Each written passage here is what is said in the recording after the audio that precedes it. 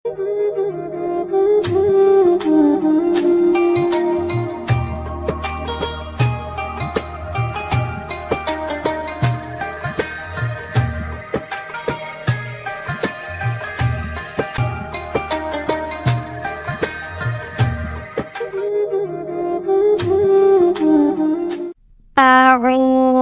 بالله من الشيطان الرجيم. بسم الله الرحمن الرحيم. وبشرناه بإسحاق نبيا من الصالحين. وباركنا عليه وعلى إسحاق ومن ذريتهما محسن وظالم لنفسه مبين. صدق الله العظيم. Assalamualaikum warahmatullahi wabarakatuh. Alhamdulillahilladzi arsala rasulahu bil huda wa dinil haqq liyudhhirahu ala dini kulli wa kafa billahi syahida. Asyhadu an la ilaha illallah wa asyhadu anna Muhammadan abduhu wa rasuluh la nabiyya ba'da. Rabbi shrah li sadri wa yassir li amri wahlul 'uqdatam min lisani yafqahu qawli amma ba'd. Alhamdulillahirabbil alamin. Puji syukur kita panjatkan kehadirat Allah Subhanahu wa taala bahwasannya pada kesempatan hari ini kita masih diberikan kesehatan, nikmat sehat walafiat, khususnya nikmat iman serta Islam sehingga kita dapat beraktivitas seperti saat ini. Salawat serta salam tak lupa tercurah selalu kepada Nabi besar Muhammad Sallallahu Alaihi Wasallam, kepada keluarga, sahabat, insya Allah kita termasuk dalam golongannya. Amin, amin ya rabbal alamin. Baiklah anak-anakku sekalian, apa kabar? Alhamdulillah, Bu Maryam berdoa semoga anak-anak dalam keadaan sehat ya. Semoga puasanya lancar. Ya, amin ya rabbal alamin. Baiklah anak-anakku sekalian, pada kesempatan ini Bu Maryam akan berkisah tentang Nabi Ishak alaihissalam. Sudah tahu siapakah Nabi Ishak alaihissalam?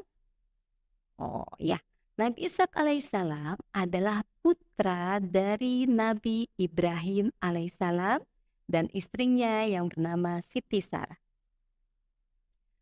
Nabi Ibrahim alaihissalam dan Siti Sarah sudah lama sekali belum mempunyai keturunan, belum diberikan putra oleh Allah Subhanahu wa taala. Ini merupakan ujian Nabi Ibrahim yang diberikan oleh Allah Subhanahu wa taala. Pada suatu hari, Nabi Ibrahim kedatangan 3 seorang pemuda. Nabi Ibrahim alaihissalam sangat senang sekali karena kedatangan tamu istimewa. Nabi Ibrahim alaihissalam memerintahkan istrinya dan saudara-saudaranya untuk menyembelih seekor anak sapi yang gemuk untuk dihidangkan tamunya. Setelah dipanggang sapi itu, teman-teman, anak-anakku sekalian, dihidangkanlah makanan yang lezat-lezat. Nikmat tentunya. Tapi apa yang terjadi? 3 orang pemuda itu tidak melirik dan tidak tertarik dengan hidangan itu. Nabi Ibrahim alaihissalam berpikir, kenapa ya tidak tertarik dengan hidangan ini? Lalu salah satu dari pemuda itu tersenyum dan menjawab, wahai Nabi Allah, kami adalah malaikat utusan Allah yang akan memberikan kabar gembira pada kalian berdua. Kabar gembira apa ya? Pikir Nabi Ibrahim alaihissalam. Nabi Allah, Nabi Ibrahim alaihissalam, kami diberitahukan untuk memberitahukan bahwa Nabi Ibrahim dan Siti Sarah akan mempunyai keturunan. Sempat terperanjat Siti Sarah yang mendengar di balik tirai. Tidak mungkin, bisik Siti Sarah. Usiaku sudah uzur. Nabi Ibrahim alaihissalam pun berpikir demikian, anak-anakku sekalian. Karena pada saat itu Nabi Ibrahim alaihissalam berumur 100 tahun dan Siti Sarah berumur 90 tahun. Lalu bertanyalah Nabi Ibrahim alaihissalam kepada malaikat, apa mungkin dengan usiaku yang uzur dan istriku juga? Malaikat menjawab, tidak ada yang mungkin, wahai Nabi Allah. Baiklah, akhirnya anak-anakku sekalian, setelah menyampaikan kabar gembira itu, malaikat pun berpamitan.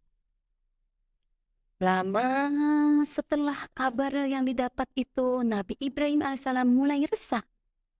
Apa benar ya berita yang disampaikan 3 pemuda waktu itu?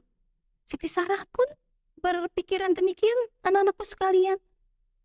Apakah benar ya suamiku kita akan mempunyai keturunan? Alhamdulillah berkat Allah, izin Allah subhanahu wa ta'ala, Siti Sarah pun hamil. Tidak ada yang tidak mungkin oleh Allah subhanahu wa ta'ala. Akhirnya hari yang ditunggu-tunggu pun telah tiba. Siti Sarah melahirkan seorang putra yang diberi nama Nabi Ishak alaihissalam. Artinya menurut bahasa yaitu tertawa. Kenapa? Karena Nabi Ishak alaihissalam ketika lahir disambut dengan tawa bahagia. Kenapa tertawa bahagia? Karena bersyukur dengan usia Nabi Ibrahim alaihissalam dan Siti Sarah yang sudah uzur, Allah memberikan nikmat yang luar biasa, keturunan, anak putra yang telah dinanti-nantikan sekian lama. Akhirnya Nabi Ishak alaihissalam tumbuh dewasa. Ia selalu mengikuti ayahnya Nabi Ibrahim alaihissalam berdakwah. Nabi Ishak alaihissalam seorang yang ramah, mementingkan kepentingan umatnya, sayang terhadap keluarganya. Apabila ada perselisihan, Nabi Ishak alaihissalam menyelesaikannya dengan damai, santun, dan bijaksana. Itulah kenapa Nabi Ishak alaihissalam disayangi oleh umatnya. Nabi Ibrahim alaihissalam setelah melihat Nabi Ishak tumbuh dewasa, berkeinginan menikahkan anaknya. Akhirnya dinikahkanlah Nabi Ishak alaihissalam dengan Rifka binti Batwabil bin Nahur, seorang gadis yang baik, yang soleha. Tahun demi tahun pernikahan Nabi Ishak dan Rifka sungguh harmonis. Tetapi kejadian Nabi Ibrahim alaihissalam dan istrinya dialami juga, anak-anakku sekalian. Nabi Ishak alaihissalam dan istrinya bertahun-tahun belum mempunyai keturunan. Nabi Ishak alaihissalam berpikir, aku lahir dengan izin Allah pada saat itu. Bukan hal yang mustahil juga aku mempunyai keturunan dengan izin Allah tentunya. Akhirnya Nabi Ishak alaihissalam dan istrinya berdoa, anak-anakku sekalian, bertawakal kepada Allah, tidak berputus asa. Insya Allah dengan doa dan tawakal, Allah akan mengabulkannya. Itulah yang ditekadkan Nabi Ishak alaihissalam dan istrinya, tidak pernah berputus asa. Dengan izin Allah subhanahu wa ta'ala, Nabi Ishak dan istrinya mempunyai keturunan. Allah memberikan kenikmatan yang luar biasa. Nabi Ishak alaihissalam dan istrinya diberikan 2 anak kembar, teman-teman. Anak-anakku sekalian, anak kembar yang pertama diberi nama Ais, yang kedua yaitu Yakub. Kelak akan menjadi Rasul dan Nabi Allah, Nabi Yakub alaihissalam. Anak-anakku sekalian, itulah tentang kisah Nabi Ishak alaihissalam dan istrinya yang dengan sabar bertawakal kepada Allah, dengan izin Allah tentunya akan dikaruniai seorang putra dan dua malah ya anak-anakku sekalian, dua anak kembar. Dengan izin Allah semua tidak ada yang mungkin. Baiklah, anak-anakku sekalian, cukup sekian cerita tentang Nabi Isa alaihissalam.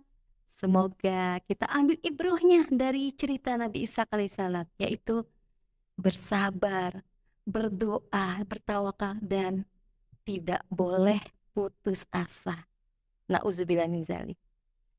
Baik anak-anakku sekalian, Bu Maryam ucapkan selamat berbuka puasa bagi yang menjalankannya. Semoga puasa kita dan ibadah kita hari ini dapat diterima oleh Allah Subhanahu wa Ta'ala. Amin, amin ya Rabbal 'Alamin. Cukup sekian, mohon maaf lahir batin. Wassalamualaikum warahmatullahi wabarakatuh. Sahabat